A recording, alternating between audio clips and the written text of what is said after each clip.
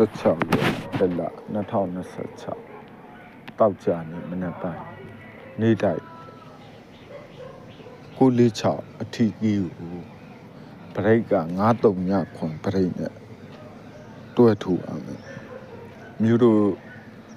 ဗုဒ္ဓဟူးကြာတာဘရိတ်မမိလိုက်တဲ့ဟာတော့ဒီနေ့တောက်ကြနေအဲ့တော့မိအောင်ယူပါမယ်ပေါ့ဗျာမြို့တို့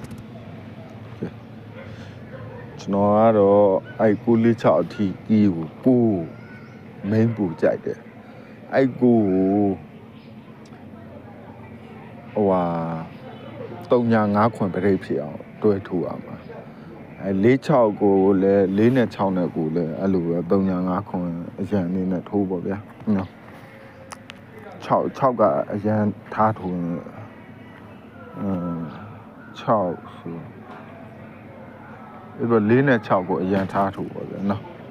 ကိုတော့အထက်ကမိန်ထားထိုးပဲကျွန်တော်ရွေးကွက်ကိုကျွန်တော်ဒီကနေကျွန်တော်ကဏ္ဍတင်ပေးလိုက်မယ်နော်ဒီပုံမှာရွေးကွက်အားလုံးပေါက်ကြပါစေမနေ့က